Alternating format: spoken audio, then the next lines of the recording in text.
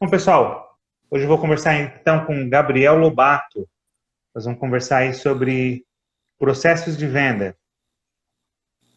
E antes de começar a falar um pouquinho sobre o processo, Gabriel, se apresenta aí, o pessoal que está entrando, o pessoal ainda está entrando, aos poucos entrando, mas já vai se apresentando aí para quem já está online Perfeito, para a gente, por favor. perfeito. Boa noite. Primeiro, obrigado pelo convite aí, pela oportunidade de falar a respeito de vendas, né? Meu nome é Gabriel, sou o sócio proprietário da OnSales, é uma consultoria que existe há algum tempo já. A gente começou esse ano uma operação específica de consultoria para processos comerciais, mas já tem uma bagagem aí de mais de 10 anos na área de comunicação, né? Então, nosso trabalho hoje basicamente é estruturar o processo comercial das empresas, melhorá-los se existe um processo ou criar um processo do zero quando há essa necessidade. Esse é o nosso trabalho hoje. Legal. Gabriel, se tu conseguir aumentar um pouquinho o volume do teu microfone, não sei se tu consegue, Me escuta aí? ficou melhor, ficou melhor. Perfeito. Legal, mas deu para te entender bem, tá? Só estava um pouquinho baixo, mas deu para te entender bem. Bom, pessoal, então Perfeito. a nossa ideia aí hoje é conversar com o Gabriel sobre o que ele faz, processo de venda. A ideia do Gabriel é fazer a empresa vender mais, certo, Gabriel? Exatamente, exatamente. A intenção sempre é. Boa parte das empresas no Brasil hoje tem um processo comercial não muito bem desenhado, as pessoas começam por uma competência técnica, acabam empreendendo, mas sem ter um processo comercial desenhado, e aí a empresa acaba não prosperando por isso, né? É aí que a gente entra e acaba organizando todos esses processos internos aí. Legal. Ô, Gabriel, a gente tem conversado hoje, a nossa quinta live aí do ano, e a gente tem conversado bastante sobre o processo no meio digital, e a gente vai focar um pouquinho mais na questão digital, aí, em processos de venda no meio digital, mas enfim, englobar um contexto geral, mas um pouquinho mais no digital. Até semana passada a gente conversava sobre, a gente fez uma live sobre marketing digital, e até brincava na live de marketing não vende, né? Marketing ele prospecta, mas ele não vende. Se não tiver o cara do comercial, se não tiver o processo do comercial definido, ele não vende. Então, para mim, o marketing, o que é? O marketing, na verdade, o marketing para mim é uma ferramenta de venda. Me corrija se eu estiver errado. Porque a venda, antes de existir o marketing, já existe a venda. Me corrija se eu estiver Sim, errado. Porque o cara da venda, o cara do processo comercial, ele tem que montar uma estratégia para vender. Daí ele vai vender através do marketing, mas o cara vai montar uma estratégia, na estratégia vai definir quem é o público, o que eu vou vender, para quem que eu vou vender. E daí, depois que está tudo definido, o cara vai montar a estratégia de marketing para depois entrar o comercial de novo. Então, o marketing está no meio, não, nem é nem no início nem no fim, né? É no meio. Estou errado na minha exatamente. concepção ou é mais ou menos isso, Gabriel? Perfeito, é exatamente isso. A função do marketing, na verdade, é de gerar a demanda para que haja um processo de venda, né? A própria questão do marketing, a própria estruturação do marketing, como nós o conhecemos, é bem recente. Antigamente as pessoas tinham um processo muito mais simplificado de negociação, de prospecção e de venda. Acaba que com a questão da globalização, comunicação, muitos concorrentes, né? Hoje, Ricardo, tu consegue acessar empresas do Brasil inteiro com o teu celular. Antigamente tu dependia de comprar de fornecedores locais. Então o marketing ele é recente, tem pouco mais de 100 anos, né? Começou inclusive com um vínculo mais político e a partir daí foi derivando para os negócios e a partir do momento que os negócios começaram a tomar proporção além do seu município, né? Grandes redes de supermercado, grandes redes fabricantes, enfim, todo esse processo fez com que fosse necessário estimular uma demanda. Então o que o marketing faz é o caminho do meio. Ele estimula uma demanda e tem que ter uma equipe de venda aí para poder fazer a venda de fato. Contudo, como tu comentou, a demanda do marketing geralmente parte da venda também. A equipe de venda sente a necessidade de materiais de comunicação, de uma abordagem um pouco mais agressiva, enfim, passa essa solicitação para o marketing então vai estruturar a estratégia que vai ser utilizada. Né? Então o marketing realmente é uma atividade meio, né? Ela conecta aí os dois pontos. É verdade, né? E esse já é um grande erro, já que eu vejo, embora eu esteja de fora, mas a percepção que a gente tem é que quando tu começa, vou fazer marketing, você começa a querer fazer marketing sem ter o processo inicial definido, sem o processo ter nascido conforme deveria nascer. Eu vou fazer marketing para quem? Quem é o meu público? O que eu vou vender? Qual é o meu objetivo? Então você já começa a fazer, entra direto no marketing sem ter definido esse processo, né? E Perfeito. as próprias agências de marketing, quando eles te vendem um serviço, e enquanto eles estão vendendo o serviço, eles estão dizendo, precisa de marketing para vender, de fato, precisa para prospectar, né? Mas quando você vai fechar o contrato, quando você vai assinar o contrato, eles dizem, nós não vamos te garantir a venda. nós te garantimos um lead, mas não te garantimos a venda. Perfeito, É perfeito, mais ou menos isso, perfeito. né? Isso, isso. E no contexto do marketing digital, né, que tu comentaste, a questão da internet, isso é ainda mais complexo. Por que que acontece? Quando tem um comércio de porta para rua, o fato de estar numa via de grande circulação de pessoas e ter ali um fluxo de pessoas que pode ser um público consumidor, facilita esse processo. Quando a gente fala de digital, por mais bonita que seja a loja, por melhor que seja a empresa que está se posicionando ali, se ela não tiver o tráfego, se ela não tiver aquele trabalho de marketing que traz este usuário, ela não tem venda, né? Então, imagina que seria da Netshoes, por exemplo, um dos maiores e-commerces do Brasil e do mundo, inclusive. Imagina que seria do Netshoes se ninguém conhecesse Netshoes. Ia ter uma baita estrutura ali, um grande estoque, não ia ter venda, né? Então, a função realmente do marketing, especialmente para o digital, é gerar essa demanda, né? Fazer com que as pessoas conheçam esse. Isso. Isso aí. Ah, tá me ouvindo? Deu uma falhada na internet aí. Tá me... Deu uma trancadinha, mas Gabriel, não sei tá se ok aqui. tá ok. Beleza. Gabriel, já, a gente vai falar, como a gente está falando sobre o processo de venda, e está muito, queira ou não queira, dentro do digital, ele está muito atrelado ao marketing, né? A gente acaba utilizando algumas terminologias que são utilizadas também no marketing. A gente vai falar muito aí sobre lead quente, frio, morno, lead qualificado, prospecção, conversão. E afinal, para a gente que às vezes lida com isso, já ouviu, já fez alguns cursos, para a gente os termos até são simples, mas quando tu começa nesse meio, os termos são complexos. Os termos, conversão, afinal, converter o quê? Lead, o que Muito que é bom. lead? O que que é prospecção? Eu queria começar contigo definindo esses termos. Vamos definir o que que é um lead, para a gente começar a definir, para a gente nivelar aqui o pessoal que está assistindo a gente. O que que é lead, para começar? Perfeito. Eu acho que uma das grandes dificuldades que a gente tem hoje na parte de comunicação é o fato de que a gente americanizou muita coisa. Então, lead não quer dizer nada, né? Se a gente não está realmente inserido nesse contexto aí, é uma palavra que não faz muito sentido. O lead é basicamente uma oportunidade, né? Pensando num contexto de um negócio de forma ampla, é aquele cliente que entrou para dar uma olhadinha, né? Existe a possibilidade de compra, ele está nos oportunizando uma aproximação, mas até que ele esteja devidamente qualificado, e aí por qualificado entenda-se pegar o produto na mão, dar uma olhada, perguntar o preço. Enquanto esse processo não acontece, ele não é um lead qualificado de fato, né? O processo de qualificação, frio, morno e quente, passa por isso também. Ele acessou meu e-commerce, ele acessou mais de uma vez, opa, tem um interesse aqui.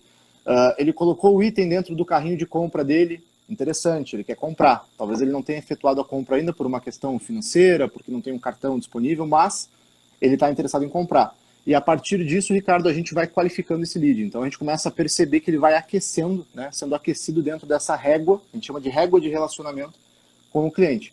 Essa manutenção, esse aquecimento pode ser através de e-mail, pode ser através de uma equipe de vendas que de fato faça um contato com essa pessoa, pode ser através de um WhatsApp online ali, full time, para que a pessoa possa acessar e tirar dúvidas sobre produto, serviço.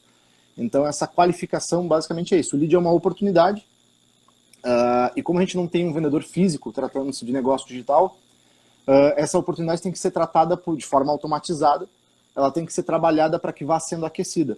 Por isso que quando tu visita um site, por exemplo, e preenche para fazer uma compra e desiste, alguns dias depois vem um cupom de desconto para finalizar a compra, tu passa a receber anúncios, né, o tempo todo daquele mesmo produto, inclusive de concorrentes, porque como a gente não tem uma força de vendas física nesse contexto digital, é necessário que eu te lembre desse produto, enfim, desse processo de compra que foi iniciado através da comunicação. Então hoje basicamente a gente tem duas modalidades, né? O outbound, que é aquela prospecção mais ativa, que é uma coisa intencional da parte do vendedor, e o que a gente chama de inbound, que é basicamente, e aí mais uma vez, né, termos em inglês, que é basicamente aquela comunicação que é feita com quem já se interessou. Então o Ricardo acessou, deu uma olhada num tênis, não fez a compra. Ele entra num fluxo de cadência ali, essa oportunidade vai sendo trabalhada até que de fato o Ricardo tome essa decisão e esteja devidamente aquecido para fazer essa compra, né? Legal, legal. Então, lead nada mais é do que uma oportunidade. Lead seria uma Exatamente. oportunidade. Essa oportunidade a gente pode qualificar ela como morna, quente, fria, depende do nível que ela esteja, do grau que ela esteja, dependendo do grau de interesse, eu vou qualificar ela em frio, morno ou quente, ou Exato. ainda em lead qualificado ou desqualificado. Basicamente Exi isso. Exatamente. Existe ainda, aí claro, teremos que ir mais a fundo nesse aspecto, tem alguns livros até para recomendar depois aqui.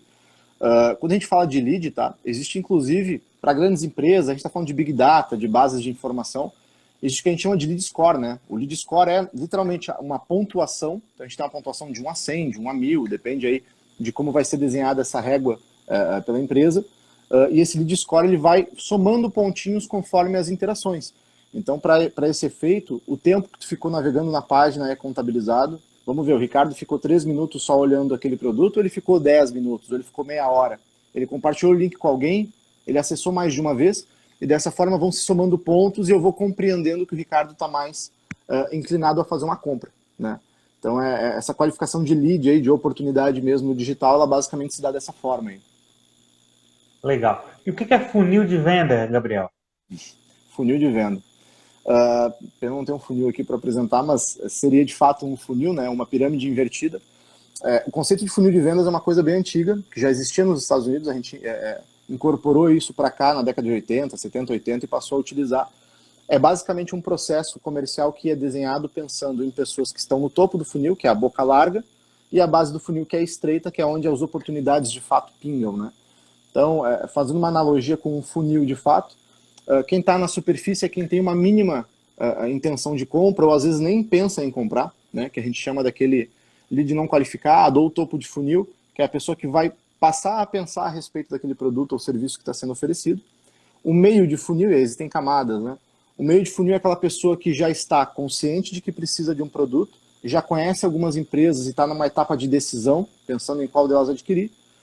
E o fundo de funil, que seria a etapa final, onde de fato afunila e tu tem 1000 oportunidades em cima para ocorrerem 5 vendas, por exemplo. Essa base do funil, né, esse fundo do funil, aí sim é onde ocorre a venda de fato. Então a gente hoje fala em funil de venda, pensando sempre na estrutura pensada para que esse prospect, para que esse lead, essa oportunidade, vá sendo nutrida, né, vá recebendo informações relevantes para a tomada de decisão dela. Então, cada negócio tem uma característica diferente, né? Pegando o exemplo da contabilidade, as pessoas têm uma necessidade, então elas já são um meio para fundo de funil. Eu estou abrindo uma empresa, eu preciso de um contador. Eu não estou numa etapa de descoberta sobre o serviço. Eu já sei que existe a contabilidade, eu já sei que é uma necessidade, eu estou do meio para baixo. Eu preciso agora escolher quem vai ser o meu contador, eu preciso escolher qual escritório vai me atender. E isso, evidentemente, muda o custo que tu vai ter para adquirir esse possível cliente, porque o que é mais topo de funil tem um processo muito longo a ser conduzido até que ele de fato faça uma compra, e quem está da metade para baixo, em tese, é para ser mais fácil de se vender, porque a pessoa já tem consciência da necessidade, ela apenas tem que passar por um processo aí de escolha de um fornecedor, né? Então, o conceito de funil é Legal. mais ou menos esse. Legal. Então, pessoal, nós estamos falando aqui as terminologias, estamos só apresentando as terminologias para a gente dar sequência para a gente entrar no nosso conteúdo aí. Então, a gente já falou o que é lead, a gente falou o que é funil de venda, conversão. O que é uma conversão, Gabriel? A conversão, né?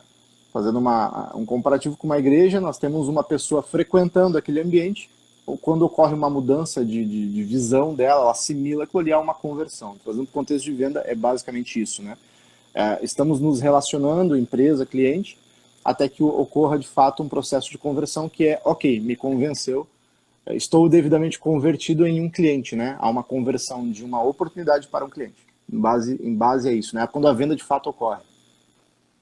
Legal. Tem um outro termo que se usa muito, que está muito em alta, que é copy, ou os copywriters. O que é o copy? Qual é a importância disso? Realmente é importante? Faz diferença no processo de venda? Não faz? Cara, eu vou te dizer que basicamente toda venda é copy, né? Inclusive esse livro aqui, depois a gente pode compartilhar o nome, é do Ícaro de Carvalho, um dos maiores copywriters do Brasil hoje, vende curso sobre isso, enfim, é um cara excepcional para se seguir nessa área aí. Copy nada mais é do que o texto que vai promover o convencimento no processo de venda, né? É aquilo que me convence a dar alguma atenção para uma oportunidade, para uma proposta e de fato efetuar uma compra ou não daquele fornecedor. Voltando a algumas casas, né, e saindo um pouco do digital, copy é aquele bom vendedor que te convence a comprar um carro mais completo do que tu tinha previsto, porque ele te convence ali que vai ser melhor, que para pegar a estrada é mais legal, que para a família é mais confortável. A copy nada mais é do que isso, né? A gente acabou reunindo estes conhecimentos todos, existem técnicas de copy, inclusive, não existem formações em copy oficialmente, mas existem técnicas para que as pessoas aprendam de fato a utilizar esses recursos aí e fazer venda, né? copy para mim é o coração da venda, tá? Eu acho que de todas as habilidades de alguém que trabalha na área comercial, definitivamente contar uma boa história é a principal delas. O copy, tu diz, então copy não é só a escrita, seja no falar, os argumentos, são os argumentos, seja de Exatamente. forma oral ou de forma escrita, mas são os argumentos utilizados no processo de venda. Exatamente, exatamente. E é muito abrangente, porque o que acontece? Se a história da marca é uma história que me conecta, vamos pegar o exemplo da Apple, né? Se ela tem uma história de ser uma empresa avançada em termos de tecnologia, de qualidade, de acabamento, isso tudo faz parte do storytelling, que é a história que a empresa conta, né? E quando tu adquire um produto dela, Ricardo, tu está comprando um pedacinho dessa história também. Existe um aspecto aí de pertencimento. Então, olha que interessante. Eu não preciso, para vender um iPhone, ter na embalagem dele a história completa da Apple ou os atributos técnicos do aparelho. Isso tudo já está intrínseco e eu já presumo toda essa qualidade porque eu conheço a empresa em virtude da sua história, da sua reputação. Isso tudo passa por copy também. Então, existem profissionais hoje muito bem remunerados para escrever essas histórias que nos conectam com pessoas e marcas, né? O copy é isso. Então, definitivamente, de tudo Legal. que envolve a venda é o principal, assim. Legal. Um outro termo bem utilizado, CTA, o Call Action. O que é? Qual é a importância do Call Action, do CTA? O que é isso, Gabriel? O CTA é o botãozinho que seria, né, num contexto de mundo real, aquele vendedor que te empurra para o caixa, né? O que acontece? Quando a gente fala de digital, eu faço todo um processo de convencimento com copy, com conteúdos, eu vou enriquecendo ali aquela experiência do consumidor, mas eu preciso ter em algumas etapas desse site na tela dele, e aí existe todo um estudo de experiência do usuário, etc., para enriquecer isso. É o botão em que ele clica para de fato efetuar uma compra ou saber um pouco mais sobre a oportunidade, é onde há um processo, um avanço dele dizendo, ok, quero receber uma proposta, quero conhecer melhor. Então o CTA é Call to Action, que seria literalmente uma chamada à atenção, né? Ok, tu já viu quem eu sou, vem cá agora, vamos fechar negócio? É mais ou menos essa a intenção, evidentemente, dentro do contexto digital daí, né? Legal. E o prospect, a prospecção, o que seria? O prospect é o indivíduo que vai ser prospectado. Geralmente, né, existem duas modalidades aí. Ele é mais ou menos a mesma coisa que o lead. Só que o lead é uma oportunidade que veio através de um anúncio, enfim, partiu dela, é o interesse, né, em comprar, em adquirir o produto, ele é um lead. E o prospect é aquela pessoa que eu vou acionar de forma intencional. Então eu vou acionar essa empresa ou essa pessoa, esse indivíduo, porque eu acho que ele tem um perfil que me interessa para fazer uma venda. E aí, como ele é um prospect, ele vai ser tratado como tal. E aí o tratamento, evidentemente, é bem diferente do lead, porque o lead quer me comprar. O prospect não tem essa intenção, né? É muito característico que o prospect seja de B2B, né? Empresa para empresa. É muito comum essa abordagem de empresa para empresa. E o processo de prospecção nada mais é do que todas essas etapas juntas, né? O processo de prospecção passa desde eu mapear o meu ICP, que é o meu cliente ideal. Então, quais são as pessoas, quais são as empresas, quais são os negócios que teriam fit, né? Que se encaixariam com o meu negócio. Ok, desenhado esse perfil, eu desenho um processo comercial, que é o processo de prospecção, e faço essa abordagem do prospect. Então, prospect e lead são muito parecidos, né, em termos de pontas que estão na negociação, exceto pelo fato de que o lead ele veio de uma intenção dele mesmo de adquirir, e o prospect é alguém que eu vou atrás e faço uma venda, né, de forma intencional. Legal. Bom, definidos os termos, Gabriel, entendendo um pouco melhor os termos, agora, como é que eu defino uma estratégia de venda? Ou como que eu defino a melhor estratégia de venda para o meu negócio? Como a gente já falou no começo, não adianta, não é só fazer marketing, não é, eu vou contratar uma agência de marketing, eu vou começar a fazer criativos, jogar na rede, jogar no Instagram, no YouTube, Face, enfim, não é só fazer isso. Existe uma estratégia por trás disso. Como que eu defino uma estratégia de venda? Ou como eu defino a melhor estratégia de venda para o meu negócio? Perfeito. É complexo, definitivamente teria que fazer algumas lives para falar a respeito. Tanto que o nosso trabalho hoje, né, Ricardo, são 3 meses de implementação nessa consultoria, e geralmente a gente passa mais da metade do tempo estruturando isso, porque varia muito de um negócio para o outro. Por processo, né, por estratégia de venda, a gente entende mais ou menos o seguinte, fazendo de forma simplificada. Eu tenho um produto ou um serviço que eu quero ofertar no mercado, o primeiro passo é compreender quem é o meu público-alvo. Né? Quem são as pessoas que comprariam ele? Homem, mulher, qual faixa etária, qual nível de poder aquisitivo, né? Classe A, B, C. Hoje essas classificações, que seria o desenho do persona, elas estão um pouco mais amplas, tá? Já não se fala mais tanto em faixa etária, mas em tribos, porque eu posso ter uma pessoa de 60 anos com comportamentos, gostos e etc. de uma pessoa de 20, e eu posso ter alguém de 25 que se comporta como alguém de 60. Então essas aglutinações de público já são mais na linha de tribos do que de persona, né? Antigamente era mais fácil definir isso, né? Mas hoje é um pouquinho mais complexo. Mas é eu desenhar o meu público-alvo, para quem eu vou vender. A partir desse entendimento de quem é a pessoa que eu vou vender, eu quero entender como ela se comporta, que tipo de discurso vende para ela, o que é interessante para ela, o que é importante para ela, e então montar uma abordagem. E aí, por abordagem, é realmente muito amplo. São os materiais de comunicação, são as campanhas que vão rodar no digital, no off, é toda essa estruturação para que essa pessoa conheça o meu produto ou serviço e se interesse por comprá-lo, ou num processo de prospecção ativa que eu faça de fato essa oferta para o público ideal. Então a estratégia de venda é basicamente entender para quem eu vou vender, né? Estendendo um pouquinho isso, a gente às vezes pensa, poxa, mas o meu negócio, o meu produto ou serviço, ele serve para todo mundo. Isso não é totalmente verdade. Quando eu abro, por exemplo, um mercado de bairro, eu posso dizer que qualquer pessoa que tenha uma necessidade fisiológica de comer é meu cliente.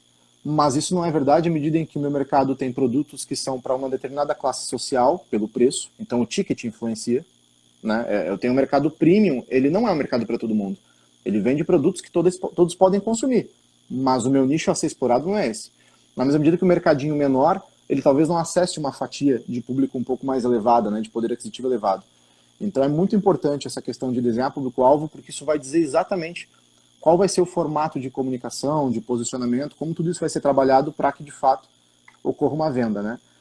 Eu diria que um dos maiores problemas de uma estratégia de venda é o fato de que as pessoas começam um negócio, e a gente vê isso o tempo todo, inclusive em grandes empresas, sem entender muito bem o ICP, né? O cliente ideal, né? Quem seria o meu público ideal para venda?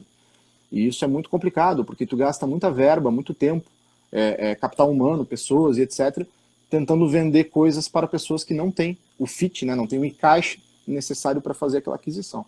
Então a estratégia de venda basicamente é olhar quem pode comprar, o que eu tenho para vender, para quem é interessante comprar, quais produtos fazem diferença, né? Fazer a escolha do mix, que tipo de serviço ou produto eu vou ofertar, e a partir disso, então, montar uma estrutura comercial, né? A estratégia de venda é isso. Legal. Basicamente, então, a estratégia de venda nasce disso. Nasce de eu entender quem é o meu prospect, quem é o meu público-alvo, e definir, entender quem é o meu público-alvo e definir como que eu vou chegar até ele. Basicamente, nasce Exatamente. disso. Exatamente. E tem um outro detalhe, tá? Se fosse pensar num tripé, quem é o meu público-alvo, como eu posso acessá-lo e o que é importante para ele. Esse é um aspecto muito, muito importante. Isso geralmente se faz na consultoria a partir de um processo comercial que já existe, a gente faz algumas coletas aí de feedback.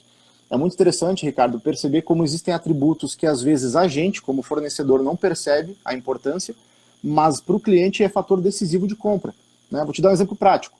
Na nossa relação comercial, eu como teu cliente me sinto muito satisfeito de poder te acessar a qualquer momento pelo WhatsApp. Isso para mim é um ativo que não tem preço. Eu não trocaria por nenhum outro fornecedor que eu tenha que interagir com um chat, que eu tenha que mandar um e-mail, que exista uma barreira e uma formalidade. Então, a partir desse feedback, um dos atributos de venda que tu pode utilizar para o escritório de contabilidade é proximidade. A gente realmente pode acessar o contador e resolver as coisas rapidamente. Essa é uma qualidade que é importante para alguns empresários, para outros talvez não. Então a gente conseguir entender isso, né? Quem é meu público, né? Como eles pensam, o que é importante para eles, e então desenhar uma proposta, estruturar, enfim, a comunicação do meu negócio por esse prisma e por essa perspectiva. Basicamente é isso. Legal. Pensando em contabilidade, por exemplo, vou dar o meu exemplo hoje. Quem é o nosso público? Quem é o público da Ordcont? São empresas profissionais liberais ou profissionais digitais que se enquadram no Simples Nacional. Basicamente, nós definimos o nosso público como isso. Nossa ideia de público não é atender comércio, não é atender indústria, é atender prestadoras de serviço que estejam enquadrados dentro do Simples Nacional. E quando eu falo de prestadora de serviço, eu vou focar mais no profissional liberal, que é o médico, o dentista, o engenheiro, o arquiteto. Então, aí eu estou definindo a minha primeira estratégia de venda, no meu público-alvo, para quem que eu vou vender. Tá certo isso, Exatamente. Gabriel?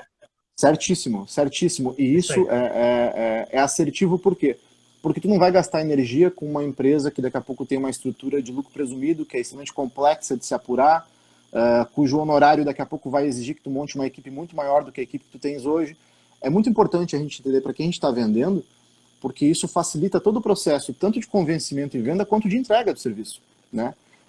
E aí eu volto a dizer, É muito, muito, muito complicado quando a gente não define um ICP, né, um perfil ideal de consumidor, porque querer atirar para todo lado é o maior erro de qualquer negócio. A gente não tem como prosperar desse jeito, né? É realmente nichar, ver aquilo que a gente tem competência, aquilo que tem mercado, existe uma demanda, portanto, e estruturar o nosso processo comercial a partir disso, né? Focado nesse público aí. Legal. Defini o meu público, defini a minha primeira estratégia de venda, já posso partir para o marketing, como é que é? Já posso começar a investir em marketing, já contrato uma agência, o que eu faço? Qual é o próximo passo, Gabriel? Definir a Perfeito. estratégia, definir o público, definir o que eu quero, posso já começar a investir em marketing, ainda não? Como é que funciona? Interessante. A bem da verdade, essa é uma construção que ocorre a quatro mãos, né? O que acontece?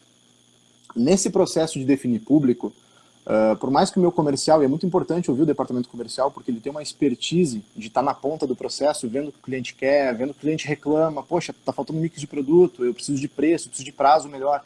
O comercial é uma boa fonte de feedback. Mas essa definição, Ricardo, ela passa aí pelo marketing também, que vai decodificar isso e transformar isso em comunicação de fato. Então, por exemplo, nós temos uma rede de mercado no Sul chamada Big. O grande ativo do Big, a grande proposta do Big é campeão de preços baixos, ele é o mais barato. E isso foi definido a partir de um público que estabeleceu e que definiu o ponto de venda, que definiu uma série de questões. Então, quando a gente fala sobre investimento em marketing, é engraçado, ele ocorre antes de eu ter um processo comercial, porque eu preciso chamar um suporte em marketing, eu tenho que chamar uma empresa especialista e dizer, gente, eu quero vender isso aqui para esse cara aqui. Aí o marketing vai olhar para isso e vai dizer, ok, entendi o que tu quer fazer, para vender para esse público esse produto ou serviço, a gente tem que falar desse jeito. Então essas coisas todas andam meio juntas, né? É difícil dizer onde uma começa e a outra termina, é bem complicado. Na consultoria, a minha relação semanal de reuniões, etc., ela envolve marketing e departamento comercial da empresa, né? Porque realmente eu preciso estar no meio de campo ali, vendo o que dá para fazer daqui, puxar para lá e fazendo essas interações esse meio de campo aí. Então, sim, definido o meu público-alvo, definido o meu processo de venda, eu posso chamar o marketing. Mas o ideal seria que durante esse processo o marketing já estivesse junto. Já para desenhar junto com a gente, para trazer insights, experiências de outras empresas, analisar concorrente também, que é fundamental, ver o que a concorrência está fazendo, e aí trabalhar todo mundo junto. Então é um trabalho a quatro mãos, assim, né? Se pudesse ser tudo junto, melhor, né? Entendi. Lembrando que às vezes, o nosso grande público aqui são empresas pequenas.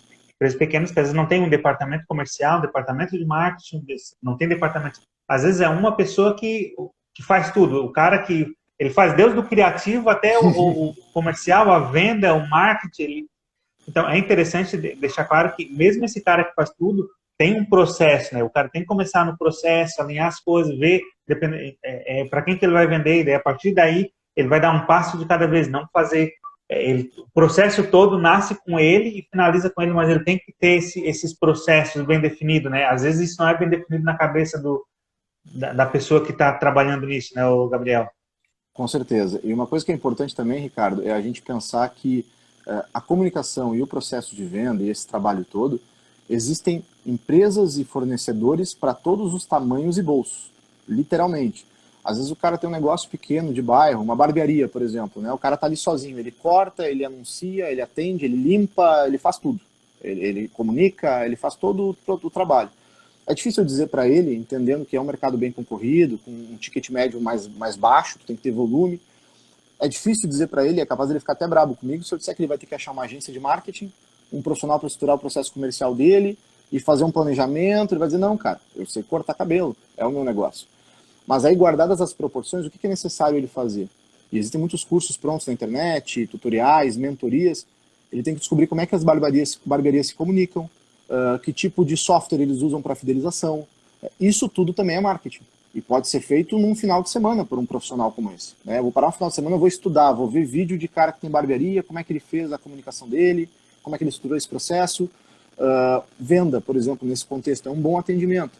Abrir a porta para o cara, ter um ar-condicionado gelado, tudo isso é venda, né? Independentemente do porte e do tipo de negócio. Então, se a pessoa, porventura, não tem braço, né, ou recursos financeiros, ou tempo, enfim, não comporta contratar profissionais para isso, pesquisa. Na internet, hoje em dia, tem de tudo, né? No YouTube, a gente aprende tudo que é necessário e, enfim, existem cursos também online, bem acessíveis, mas é importante isso, Ricardo. É muito importante que as pessoas entendam que a competência técnica te permite executar o serviço. Mas se tu não tiver um processo comercial, tu não vende. Sem venda não tem dinheiro, e sem dinheiro não tem negócio. E boa parte das empresas no Brasil hoje quebra por uma questão de fluxo de caixa por não ter venda. E é triste ver que são profissionais muito dedicados, gente que está ali 16 horas por dia trabalhando e não consegue virar. Mas não consegue virar porque nunca olhou para o aspecto comercial para entender, ok, eu preciso olhar para as vendas e eu preciso vender. Essa é outra questão, né? Todo mundo vende. As pessoas às vezes têm um perfil mais reativo e acham que a coisa vai vir sozinha. Todo mundo vende. Direto ou indiretamente, nós somos todos responsáveis pelo comercial da empresa. Verdade. Independente do tamanho. Verdade. Deixa eu te perguntar, Gabriel, o Igor Guedes perguntou aqui, ó, como definir um público ICP no início do negócio? Dá uma luz aí. Vamos lá. Para definir o ICP no início do negócio, é complicado porque a gente não tem um histórico pregresso daquele negócio, né? Imagino que a empresa está começando. Eu não tenho histórico pregresso para poder tomar por parâmetro, Ricardo, e dizer, ok, na nossa história esse aqui é o nosso público mais interessante, é o que melhor funcionou, então vamos trabalhar com esse ICP. O que se faz nesse caso? Olha para fora, né? Analisa os concorrentes, vê como é que eles estão posicionados, vê como é que se comportam os públicos deles, vê qual é o tipo de abordagem deles. Eu estou exatamente essa semana nesse processo, fazendo cliente oculto em concorrente, vendo qual é a abordagem dos caras, para ver o que nós podemos melhorar no nosso processo comercial com o cliente da consultoria.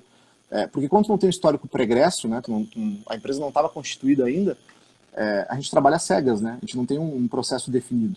Então, é importante olhar para fora, né? Num contexto que tu quer desenhar um ICP de fato e tu não tem um parâmetro próprio, olha para fora. Olha o concorrente, faz cliente oculto, visita o estabelecimento dele, faz esse trabalho aí para tentar compreender pelo menos o que é básico no mercado. E aí procurar os seus diferenciais, né? De que forma tu vai te diferenciar. Legal. Gabriel, defini o meu processo de venda, comecei a investir em marketing, começou a entrar lead, certo? Agora, como transformar os leads do marketing digital, do que eu estou investindo, seja o marketing tradicional, enfim, como transformar o lead em venda? Como transformar essa oportunidade em venda? Porque às vezes acontece, começa a cair lead, mas tu não consegue fechar a venda, tu não consegue entrar para dentro. Como tu transforma esses leads, essas oportunidades em vendas de fato? Perfeito. Isso passa por ter alguém comercial, né? Ter um processo, ter uma pessoa de comercial. Esse é o processo que nós comentávamos antes ali no glossário, né? No índice desse encontro aqui, que é a questão da conversão. O que acontece hoje, né? Quando eu trago um lead, quando eu trago uma oportunidade através de um anúncio digital, o que eu estou fazendo é uma pessoa acessar a minha empresa, tomar conhecimento de que eu existo, que eu tenho aquele produto ou serviço, mas isso nem de longe quer dizer que há uma venda. Né? A venda depende de vários fatores, a questão de preço, prazo, outros aspectos que precisam ser negociados. Para que haja essa conversão, Ricardo, depende muito da natureza do negócio. Um e-commerce com grande fluxo de pessoas, não tem como pegar cada um deles pela mão e dizer, ok, vem aqui, vamos conduzir esse processo aí de negociação até o final. Aí entra um papel fundamental, que é o papel do vendedor, dependendo da natureza do negócio, de fazer essa condução, de ter uma proposta pronta, de dar um atendimento rápido, ou, que é uma coisa muito interessante, que carece de profissionais no Brasil, ou a gente trabalha a questão de UX, né, de experiência do usuário. No contexto de e-commerce, isso faz muita diferença. Vou te dar um exemplo. Eu tenho um e-commerce X que eu quero comprar um livro. E aconteceu na prática comigo, tá? Eu fui no estante virtual comprar um livro, o processo era extremamente moroso, difícil, eu fui na Amazon. A Amazon, em 2 cliques, me vendeu o livro. O prazo de uma semana da Amazon virou 4 dias. Antes do prazo que eu imaginava, eu comprei em 2 cliques e antes do que eu imaginava chegou o livro. Esse tipo de coisa, de tirar a fricção, né, tirar barreiras do processo comercial, é o que faz toda a diferença para que a pessoa, de fato, faça uma compra e haja uma conversão. Então, na ausência de um elemento físico, de uma pessoa, de uma estrutura física, são esses detalhes. É o botãozinho que pisca na tela, é um detalhezinho na copy que convence a pessoa, é eu prometer uma vantagem que ninguém mais tem, pode ser de prazo, pode ser de preço, pode ser garantia estendida. São pequenos artifícios que se utiliza aí para que a pessoa se convença, né? Especialmente porque quando a gente fala de digital, 90% das pessoas, para ser exato, 73%, tem uma pesquisa, 73% das pessoas pesquisam na internet antes de tomar uma decisão de compra, de qualquer natureza, né? Então, quando a gente para analisar isso, ela com certeza, Ricardo, não abriu só o site do Zé. Ela abriu o Zé, o João, o Manuel, e aí tem detalhes. Por exemplo, tempo de carregamento. Existe um estudo que comprova que se leva mais de 5 segundos para carregar, a taxa de bounce, né, que é de desistência, é de 90%. Então, se o meu site é um site pesado, o cara abriu 4 abas, o mais pesado ele já fechou, ele nem viu. Talvez fosse a melhor proposta, o melhor produto, ele nem viu. Ele está com 3 abas, ele está olhando elas em paralelo e vendo qual atende melhor. Frete mais barato, qual é mais rápida, qual o acabamento é melhor, qual tem mais comentários positivos, questão de reputação, prova social, do digital é fundamental, depoimento, quem comprou e assim por diante. Então, para que haja esse processo aí de conversão mesmo, né, esse processo de venda, ou ele é intencional com uma equipe comercial, ou ele é feito através desses artifícios de experiência do usuário, através de uma plataforma, enfim, do site que está sendo utilizado. Né? Entendi. E quais os canais de aquisição, de prospecção que podem ser utilizados? O que tu recomenda? O que tu diz, ô Gabriel? Eu sou meio a moda antiga. Eu gosto muito do outbound, eu gosto da prospecção ativa. Né? Isso é uma questão de gosto pessoal e também depende do perfil de negócio. Quando a gente fala de canais, é até engraçado, existem tantos canais hoje que é difícil a gente apontar um canal como principal ou como mais importante. Para ter uma noção, nós temos um cliente que tinha um trabalho muito forte dentro do Instagram, ele abriu uma conta no TikTok e fazendo dancinha do TikTok ele conseguiu um absurdo de novos clientes através do TikTok, que é uma consultoria de físico, né, personal e tal. Ele tem uma consultoria para a área de saúde, fitness e tal. No Instagram existe um apelo, mas a estrutura lógica por trás do TikTok, da timeline, a forma como o conteúdo é exibido, fez com que a exposição fosse muito maior lá e ele conseguisse, bom, não dá conta de atender gente em virtude do TikTok, que é um canal de aquisição. Então, o canal de aquisição hoje seriam todas as formas pelas quais eu posso me tornar conhecido e trazer cliente. Redes sociais, as mais amplas e diversas. O Facebook tem seu público, o Instagram tem outro público, o TikTok tem outro público. O processo de prospecção ativa, dependendo do negócio. Anúncios do Google também é um dos canais mais, definitivamente um dos melhores canais, porque compra de mim e me acessa quem tem interesse. Então a pessoa é pago o clique, a gente sabe que é um investimento ali, mas vem quem tem realmente interesse em fazer uma compra. Então é muito interessante, porque ele já é meio de funil para fundo de funil. Google, anúncios em TV e rádio, apesar de ser muito sincero contigo agora, eu sei que também não é a realidade dos nossos clientes aqui pelo porte, mas até nesse aspecto, os grandes players já têm entendido que os grandes grupos de mídia, rádio, TV, eles existem, Ricardo, para presença de marca. Né? A Coca-Cola, quando ela coloca um anúncio ali na Globo, ela não está esperando vender refrigerante por isso, ela está esperando que as pessoas lembrem disso, a questão do market share, para que no processo de tomada de decisão, na gôndola, lá no mercado, ela lembre da Coca-Cola, tenha a memória afetiva e faça a compra. Mas, quando eu penso efetivamente em processo de venda, seria muito mais produtivo para a Coca-Cola colocar isso em anúncio clicado de pessoas que de fato estão interessadas, ou até em meios digitais, porque a conversão é muito mais garantida, né? E porque é intencional também. Eu consigo mapear público, eu consigo aferir faixa etária, região, tempo de exposição, se clicou, se não clicou.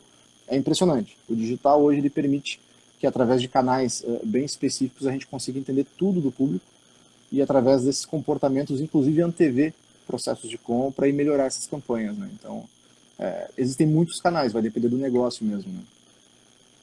Falando do tradicional, uma das dificuldades é até as métricas, né? Como medir as métricas? Qual é o retorno que a rádio está me dando, que a televisão está me dando? Qual é o retorno que um outdoor está me dando, né?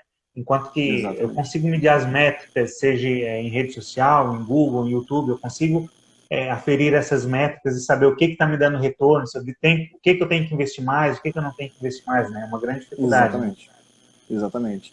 E fora a questão de distribuição, porque vamos lá, no rádio, né, pega uma rádio local aqui, por exemplo, no sul de Santa Catarina, eu consigo ter uma abrangência regional muito interessante, mas eu estou entregando a mensagem para um município que eu nem atendo. Então, existe um desperdício de verba, né? Mesmo que a mensagem até vá um pouco mais longe, há um desperdício. Eu não consigo segmentar, não consigo direcionar, né?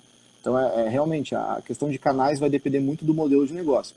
Uma questão e é inquestionável, né? Já que é a nossa pauta principal aqui da digital, tem que ter presença digital.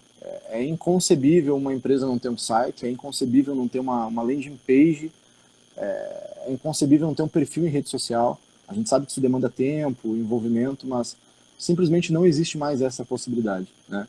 Hoje as pessoas vão para a internet para ver depoimentos, para ver o Reclame Aqui. As pessoas estão indo lá validar a tua empresa. Se a tua empresa não existe no âmbito digital, ela simplesmente não existe, né? O público todo, as pessoas estão indo para a internet antes de consumir no comércio e no estabelecimento local.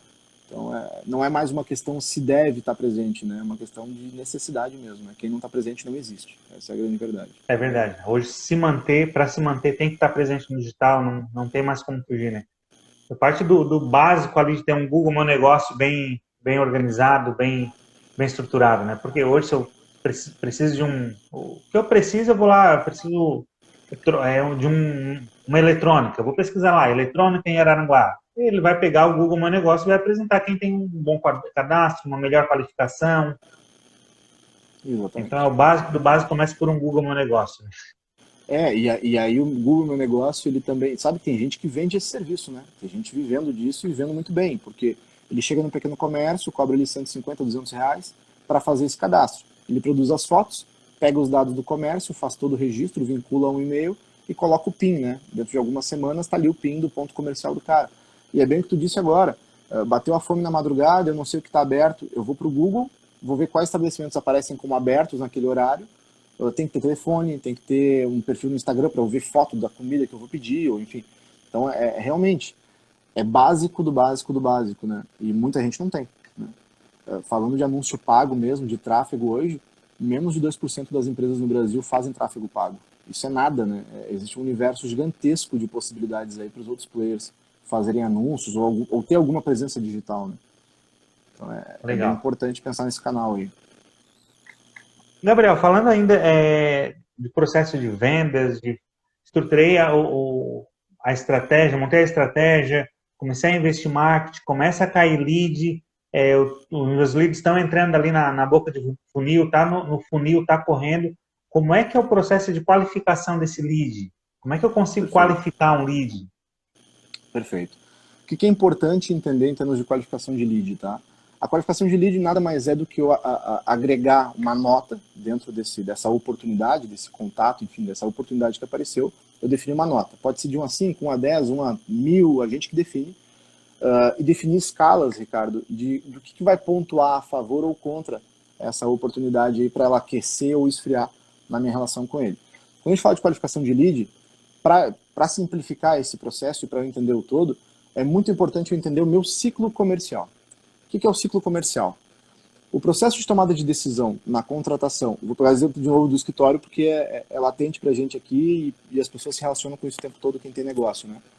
O processo de tomada de decisão para escolher um escritório de contabilidade, ele passa por indicação, orçamentação, entender qual é a proposta, se funciona ou não funciona, está dentro do meu orçamento, questão de prazos, então existe um ciclo comercial. Por mais simples que seja, ou por mais complexo que seja, existe um ciclo. Então, daqui a pouco, o Ricardo vai me dizer assim, cara, analisando o histórico do meu negócio, do meu segmento, na média, a pessoa que vai abrir uma empresa, até que ela faça os primeiros passos de pegar os documentos, me pagar e começar o processo de abertura, leva 30 dias. Esse é o tempo do cara decidir se ele quer que o contador seja fulano ou beltrano. Dentro desse contexto de escolha do escritório, eu preciso mapear, então, em que momentos dessa relação, Ricardo, se torna crítico para mim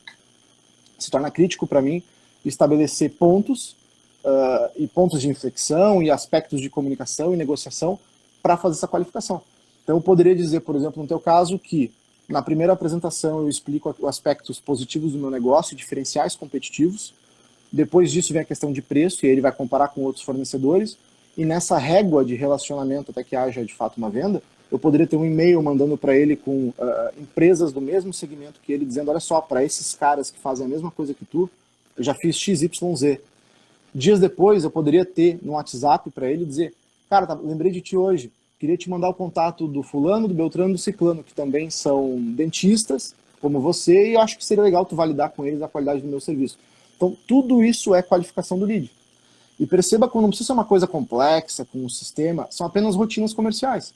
De eu mandar 2, 3 clientes e dizer, cara, fica à vontade para acionar eles e tirar a dúvida e ver se meu trabalho é um trabalho qualificado. Passaria por ter um perfil no Reclame Aqui. Muitas empresas hoje têm na assinatura de e-mail nosso perfil do Reclame Aqui, que é realmente para o cliente entrar, acessar e ver, caramba, os caras não têm nenhuma reclamação. Me sinto mais seguro de fazer a compra com eles. Então, a qualificação do lead ela vai depender do segmento. O que é importante eu entender para qualificar o lead é o meu processo de venda todo. Cara, leva em média 1 semana para eu vender. Entendi. Leva em média 20 dias. O processo é diferente. Eu teria uma dezena de cases aqui para comentar como isso impacta o negócio, né? de situações que nós tínhamos assim de 20 a 24 dias a gente perder a negociação, né, o cliente perder aquela oportunidade, e a gente encurtou esse processo para 11 dias e começou a ter uma taxa muito mais, de assertividade muito maior. Por quê? Porque eu encurtei, eu reduzi a janela de oportunidade para o meu cliente olhar para o concorrente e ele passou a comprar mais rapidamente e com mais facilidade de mim. Então tem várias técnicas e formas de fazer isso, mas essa qualificação passa por isso. Entender esse percurso dele no processo de compra e definir quais são os aspectos que eu quero trabalhar nele ali até que ele tome uma decisão. Ô, Gabriel, e esse percurso, esse processo de, vamos chamar desse processo de qualificação, como é que eu conduzo esse cliente dentro do funil de venda, lá de cima até lá embaixo? Como que é esse percurso? Como é que eu vou fazendo essa jornada, vamos dizer, a jornada do cliente até, ou a jornada do prospect até que ele se torne um cliente? Como é que eu conduzo ele nessa jornada? Algumas questões, claro, vai depender do segmento, né? O que é importante a gente estabelecer? O canal de comunicação prioritário que ele definiu, por exemplo, o primeiro contato que a gente foi por telefone. Uma das falhas mais clássicas das empresas é o cara me ligou, eu direciono ele para um WhatsApp, desse WhatsApp eu mando ele para um e-mail e aí eu digo que ele tem que preencher um formulário no site. O primeiro aspecto para eu pensar na questão de cadência, né, e de relacionamento, dessa régua de relacionamento da jornada é: se o cara me acessou por telefone, eu vou até o final do processo por telefone. Porque, aparentemente, este é o meio de comunicação preferencial para ele. Na mesma medida que se o cara estabeleceu que a comunicação deve ser por WhatsApp, eu não fico ligando para ele, porque talvez ele não possa me atender. Então, a definição do meio de comunicação acho que é uma das principais. Qual é o meio que interessa para o cliente? Se é um negócio mais burocrático, que tem um envolvimento talvez até jurídico, e-mail é o ideal, porque o e-mail tem uma questão de registro da informação, de um histórico, existe até uma validade jurídica envolvida. Então vai depender do negócio. Quando eu penso nessa questão de jornada, Ricardo, tudo depende de qual é o ponto de maturidade que esse prospect, que esse lead, enfim, tem em relação ao meu negócio. Vou te dar um exemplo meu agora, tá? A consultoria de processos comerciais. Muitas empresas precisam de um processo comercial reestruturado, revisado, precisam de suporte nisso. Muitas empresas precisam. Pouquíssimas sabem que precisam. Das que sabem, estou falando em funil já, tá? Topo de funil. A maioria das empresas está ali vendendo mal pra caramba, está indo mal e acha que a vida é assim mesmo. Caramba, eu estou vendendo mal porque o mercado está ruim. Mas tem gente ganhando dinheiro. Tem concorrente fazendo muito dinheiro ao mesmo tempo. Então esse cara é o meu topo de funil. Um pouquinho mais para baixo tem o cara assim: caramba, eu estou indo mal. Ele já tomou consciência do problema. Caramba, eu estou indo mal, mas eu poderia vender melhor. Se eu fizer melhorias no meu processo, eu posso vender melhor. Ele não sabe como resolver, mas ele sabe que tem um problema. Aí já começa a procurar uma solução. Um pouquinho mais para baixo tem um cara assim: eu sei que eu tenho um problema, eu sei que eu preciso resolver e deve existir um profissional ou uma empresa no mercado que possa me ajudar com isso. Então perceba como ele vai descendo naquele funil e vai chegando cada vez mais perto de me encontrar e se tornar uma oportunidade de negócio. Então depende muito realmente do business, né? Mas a grosso modo seria isso: aquele cara que não tem consciência do problema ou necessidade ainda, ele não nem pensa a respeito. Aquele cara que tomou consciência, mas não sabe o que fazer, e ele vai para o Google, né? Aquele cara que tomou consciência já sabe que existe algum profissional que resolve isso, e mais para baixo tem o cara que tomou consciência, sabe que existe profissional, quer contratar e já orçou com alguém. Aí ele me encontrou mais 2, 3 empresas que fazem o mesmo serviço, e ele já está numa etapa de analisar propostas e de entender tudo isso. Então perceba como tem camadas. Como é que a gente trabalha isso na prática, tá? Conteúdo, né? Quando eu penso em topo de funil, é muito importante eu ter um conteúdo relevante para esse público, para que essas pessoas, através desse conteúdo, saibam que existe uma empresa de consultoria comercial que pode estruturar o processo comercial dela e então passem a se relacionar comigo até que haja uma venda. Então é complexo, tá? É bem complexo. A gente fez alguns trabalhos já em Porto Alegre ali através da agência, por exemplo, na área de pet, tá? De questão de veterinária, tá? Uma veterinária top de linha, um serviço muito diferenciado, mas para que a pessoa entendesse o valor cobrado, ela tinha que mudar a percepção de valor do negócio. Por que isso aqui é mais caro que isso aqui? E aí nós tínhamos conteúdo, posicionamento e toda uma estrutura pensada até do próprio contexto de ambiente clínico, etc., que construía essa percepção de valor para que essa qualificação, para que esse processo todo aí fosse percorrido pelo cliente, essa jornada fosse percorrida e na hora de pagar ele dissesse: não, vale o que eu estou pagando, porque é um hospital de primeira linha para cachorro. Então, eu realmente estou pagando aquilo que eu recebi de serviço.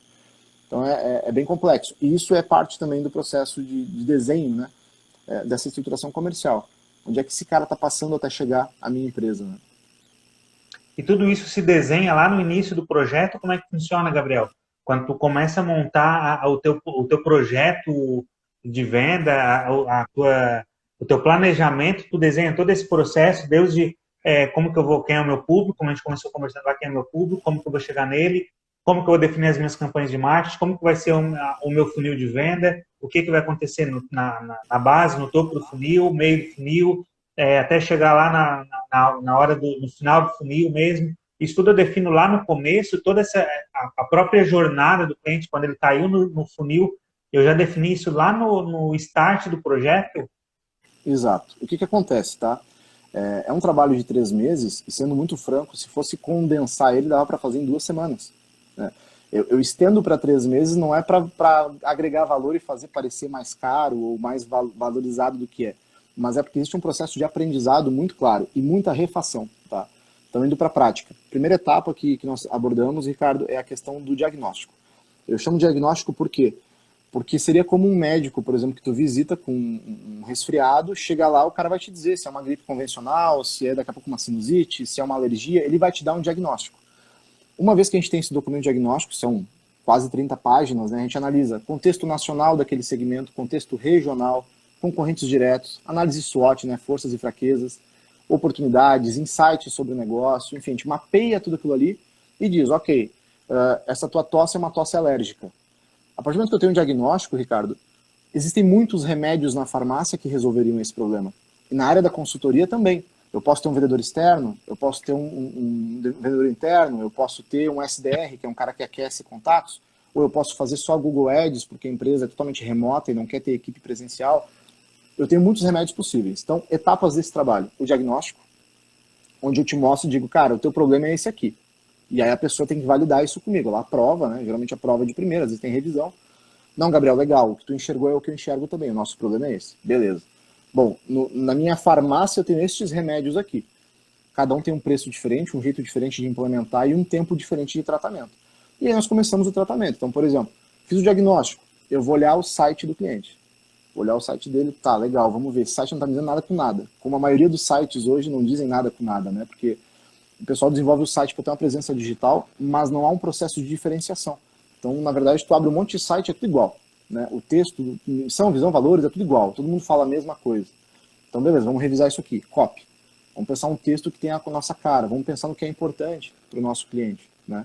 Nós tivemos uma situação de fazer um site para advogados em que a gente brincou que na situação de litígio, eu quero ter alguém forte comigo. Então, não posso fazer um site morno. Tem que fazer um troço agressivo, porque numa situação de litígio eu chamo um advogado e ele tem que brigar por mim. E eu não quero alguém morno para brigar por mim. Eu quero o Mike Tyson. Então, tudo isso é posicionamento. Então, a gente passa pelo diagnóstico, posicionamento, e aí a gente vai pensar todas as interações. Eu vou olhar o WhatsApp da empresa, o que esses caras estão conversando no WhatsApp, como é que eles se comunicam, os e-mails, a questão de escolha de cores, né, psicologia das cores e tal, aspectos estéticos. Eu tenho a agência parceira para poder analisar isso com um olhar mais profissional, mas a gente faz essa revisão toda. Então, fiz o diagnóstico, reposicionei a questão de comunicação, agora eu vou trabalhar a questão de venda. Como é que o meu vendedor está atendendo? E aí tem coisas, tá, que parecem banais, mas são elementares. Se eu atender o telefone assim...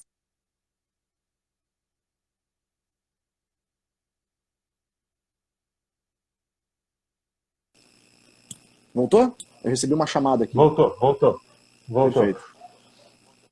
A posição que eu vou adotar para atender o telefone, Ricardo, ela influencia o meu timbre de voz e isso impacta a pessoa lá do outro lado da linha se ela vai ter interesse em comprar ou não.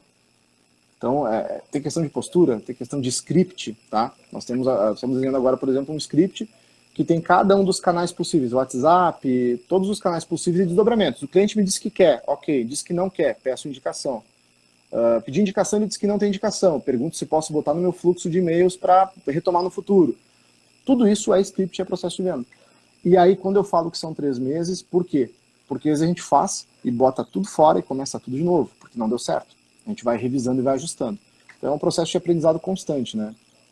A maioria das empresas deixa para chamar, infelizmente, quando o circo já está pegando fogo, quando a coisa já está feia, quando realmente a necessidade já se tornou extrema, né? E é difícil isso, porque quando tu deixa para a situação extrema chamar uma consultoria, Às vezes tu não tem muita capacidade de manobra financeira, porque tu já está sem caixa, tu não tem grana para botar em comunicação, em contratar gente nova, tu já está esgoelado. Então eles deixam para chamar o salva-vida quando já beberam 6 litros d'água, entendeu? O ideal seria que a gente realmente detectasse isso no começo do negócio, ou quando o negócio ainda está num processo de amadurecimento, dizer, legal, preciso profissionalizar minha área comercial. E graças a Deus, geralmente funciona e funciona super bem, porque uma visão de fora consegue olhar para o negócio sem os vícios do dono, né? Que está olhando de dentro, que está enfrentando todos aqueles desafios do dia a dia, da rotina, que já tentou um monte de coisa e não deu certo. Então, às vezes, é só o fato de ter um olhar externo faz toda a diferença, né? Legal. Gabriel, para a gente ir aí para o final, aí já estamos conversando há 1 hora, passou rapidão, Faz rápido. mas passei por todo esse processo, consegui fechar a minha venda, consegui botar dentro do funil, fechou a venda, trouxe o cliente para dentro da minha base. E agora o pós-venda, ou manter esse cliente na minha base? Diga-se de passagem, a gente sabe que manter é muito mais barato do que conquistar um novo cliente. São métricas que nós temos que o custo de aquisição é maior do que o custo para manter ele, certo? Como é que eu Perfeito. mantenho? Como é que eu faço um pós-venda bem feito? Como é que se trabalha esse processo pós-venda? Perfeito. Depende, evidentemente, do tamanho de negócio e aí se tem uma recorrência, se é um serviço recorrente ou se é um serviço esporádico que a pessoa adquire, né, um produto ou serviço. De forma muito resumida, eu diria o seguinte, Ricardo. As pessoas geralmente fazem contas, né, e elas vão dizer assim, cara, não é interessante para mim ter um CS. Um CS é um Customer Success. Seria esse cara de pós-venda que basicamente garante que a condução do cliente durante o relacionamento com a empresa seja boa, né? Então é aquele cara que vai mandar e-mail, vai aplicar pesquisa, vai ver como é que o cliente está, vai resolver problema, vai estar avaliando experiência de plataforma, enfim. Numa empresa grande a gente tem essa possibilidade, uma pequena e média empresa é um pouco mais delicado. Mas deixa eu te dizer uma coisa, um dos erros mais comuns das pessoas é olhar para o aspecto do custo sem olhar o retorno envolvido nisso. Então, indo para a prática. Eu não tenho condições de ter um CS, eu não tenho condições de ter um cara de pós-venda, ou eu mesmo fiz a venda, não posso estar em volta do cliente para manter esse relacionamento. O que as pessoas esquecem de olhar, e é uma coisa que muda a vida do empresário, especialmente do pequeno e médio que não conhece, é o LTV. LTV é Lifetime Value. LTV é um termo que designa o quê? Qual é o valor daquele cliente para mim no longo prazo. Então, quando eu pego e contrato uma academia, por exemplo, talvez o dono da academia diga assim, não, eu preciso trazer o Gabriel para a academia, ele vai pagar R$ 200 por mês, mas uma vez que o Gabriel veio, beleza, ele segue aqui porque, enfim, já está na academia mesmo. Só que ele não está enxergando que se o Gabriel ficar 5 anos na academia dele, a R$ 200 por mês, o Gabriel é um cliente de R$ 13.000 e não de 200. Então, será que não valia para manter o Gabriel por um ano que seja? Será que se eu analisasse o LTV da minha relação com esse cliente, não valia a pena eu ter um cara mais qualificado no atendimento? Será que não valia a pena eu manter o banheiro muito mais limpo, cheiroso e organizado do que eu mantenho? Porque é isso. Às vezes a gente olha para o custo imediato naquele investimento sem calcular o retorno dele em longo prazo. E quando eu olho para o LTV e para a manutenção desse relacionamento, se torna barato. Então o cara que entrou no meu estabelecimento, ou vamos para um restaurante, que não é assinatura. O cara que entrou no meu restaurante e almoçou por R$ 50, se ele teve uma boa experiência, ele pode vir uma vez por semana. Ele já não é mais um cara de R$ 50.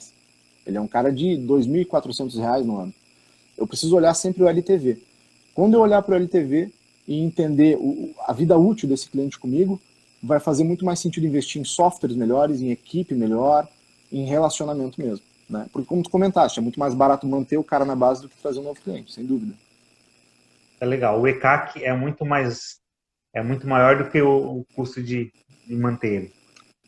Legal, Gabriel. Para finalizar aí, então, vamos fazer um resumo de tudo e me diz aí quais são as considerações, o que tu recomenda. O cara tem uma empresa, seja já está lá andando há algum tempo, está começando, ou o cara já tem uma jornada aí, mas não está conseguindo alavancar as vendas. Enfim, o que tu recomenda, seja para quem está começando, para quem já está no meio do caminho, ou para quem está com dificuldade de venda, quais são as recomendações, o que deve mudar, o que deve fazer, qual é o investimento, Muito que bom, se faz? Dá um muito conselho aí, bom. da tua consultoria agora. Vamos lá. O que eu diria para essa pessoa, tá? O primeiro ponto é, Boa parte das empresas no Brasil começa por uma necessidade, né? Não conseguiu se colocar no mercado, ou enfim, tem uma competência técnica que pode ser transformada num serviço prestado. Então, a maioria das empresas no Brasil, elas começam pensando em, eu sei fazer isso e eu posso ofertar isso para o mercado. E ok, eu preciso de uma competência técnica para entregar, eu preciso saber mecânica para ser um mecânico.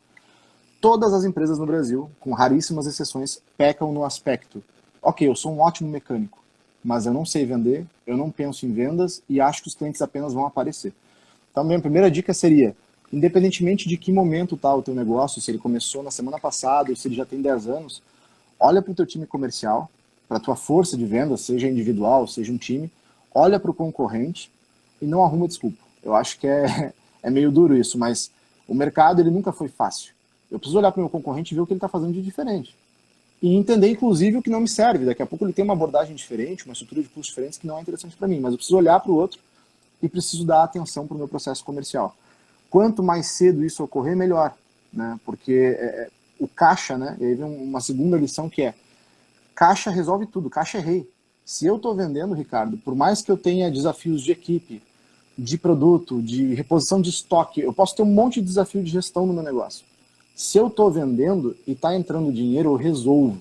Eu chamo uma consultoria, eu contrato gente melhor, eu capacito, eu boto um produto melhor para aplicar no meu cliente durante a consulta, o ar-condicionado bomba, porque eu dou conta de pagar essa luz para trazer o cara ali para dentro, para ter um bom ambiente, independentemente do negócio. Se existe venda, né, a venda é o coração de qualquer negócio. Então, assim, se eu estou vendendo, está entrando dinheiro. Se está entrando dinheiro, eu estou respirando. Eu ainda posso melhorar meu negócio. Posso melhorar produto, oferta, marketing, etc. Então, eu diria que não pense no seu negócio apenas pela perspectiva da tua competência. Eu sei fazer tal coisa, eu vou me lançar no mercado. Não.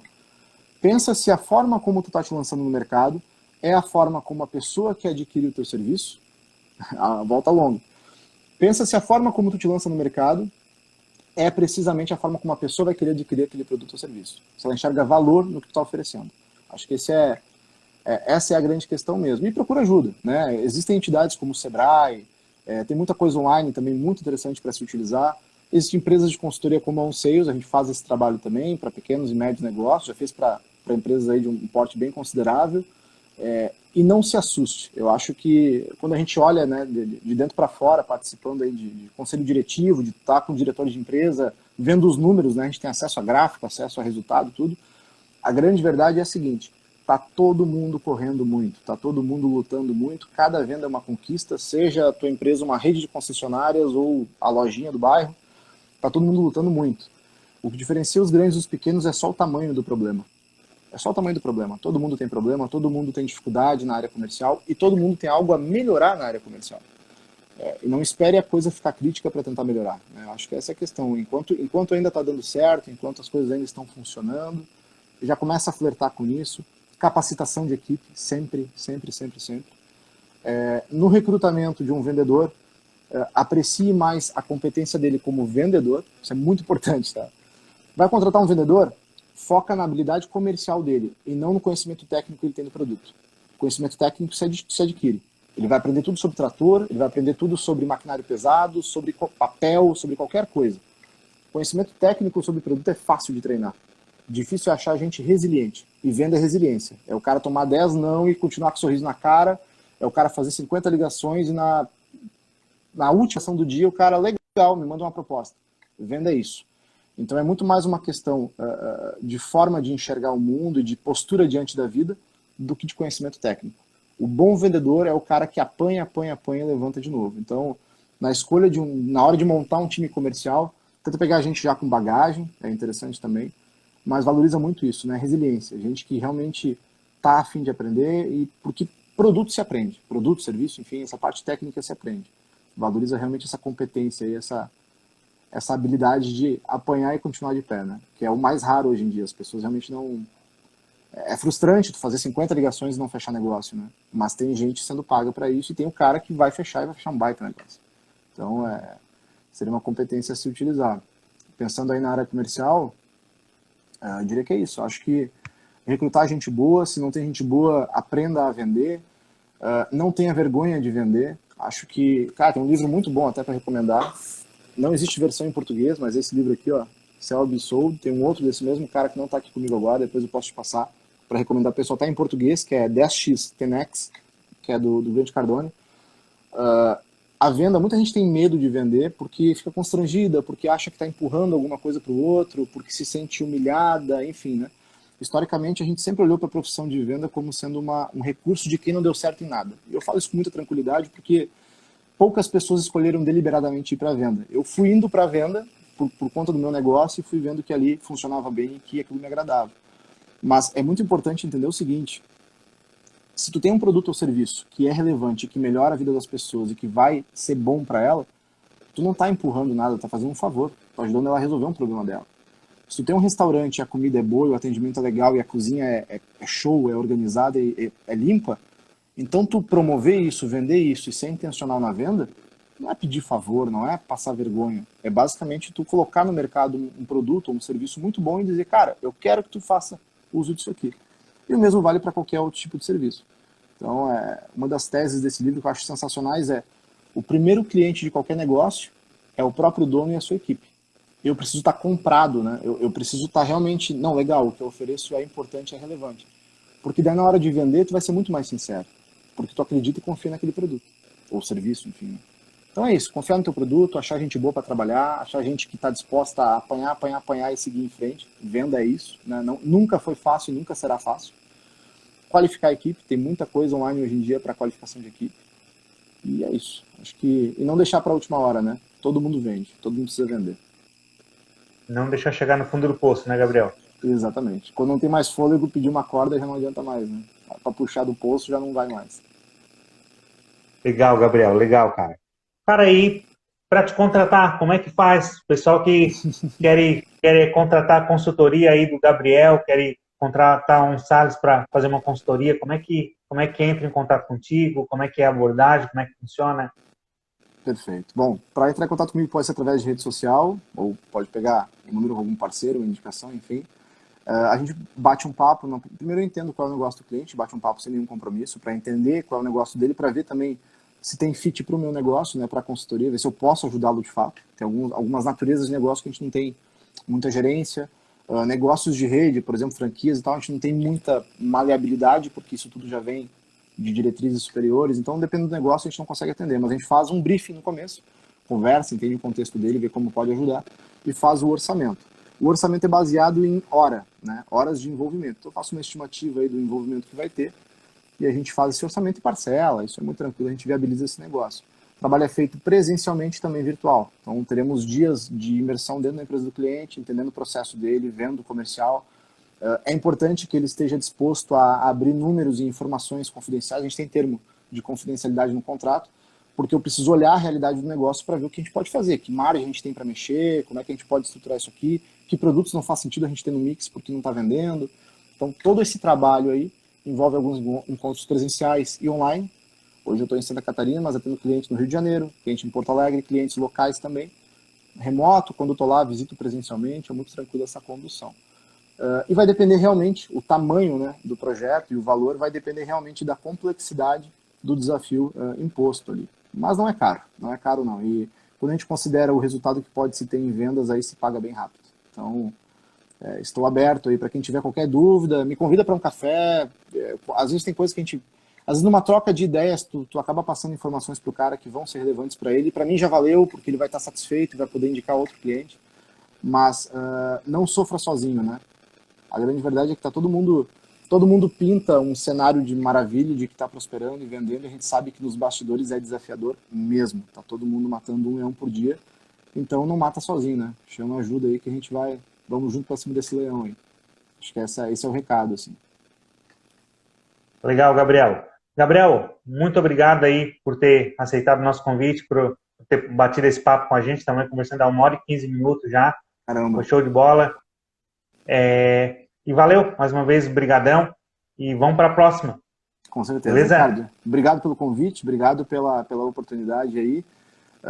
Recomendo muito o teu serviço, sou teu cliente, recomendei hoje, inclusive, o teu serviço.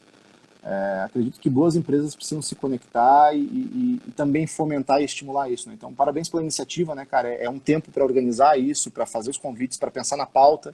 existe uma dedicação e um preparo por trás aí que a gente sabe. Então, obrigado pelo convite, estou à disposição, precisando mais vezes aí, pode contar comigo. E eu também quero começar a fazer conteúdos neste formato aqui, com certeza eu vou te chamar aí para nos dar um suporte nessa parte contábil, de estruturação e do financeiro do negócio, né, que é outra coisa crítica que as pessoas não têm nem ideia. Começa daquele jeito e vai a moda louca. É bem como tu falou ali no meio, tu falasse que às vezes o cara é o operacional, o cara entende do negócio, mas entende do operacional. O cara é um ótimo mecânico, mas não é um ótimo administrador, gestor, enfim. Então, os negócios no Brasil nascem assim, né? O cara é excelente em prestar um serviço e daí ele vai lá e monta o negócio dele. Só que daí o cara monta, o cara é muito bom naquilo, mas ele não sabe fazer o preço, ele não sabe calcular o custo, ele não sabe que não pode gastar o dinheiro da empresa. Enfim, esse é o tipo de negócio que nós temos no Brasil. Dificilmente alguém se preparou, fez uma faculdade, aprendeu gestão para depois abrir um negócio. É o cara que sai de dentro de uma empresa para empreender porque ele realmente é um bom profissional, um bom operacional. Mas normalmente não é um bom gestor e daí tem um monte de problemas aí na gestão do negócio. Exatamente. Então, Gabriel, obrigado aí. Valeu, um abração. Abraço. Conversamos. Nos falamos sim. Um abração. Boa semana. Obrigado, pessoal, pela participação de vocês. Pessoal que foi até o final, muito obrigado. Um abraço para todo mundo. Obrigado. Tchau, tchau, pessoal.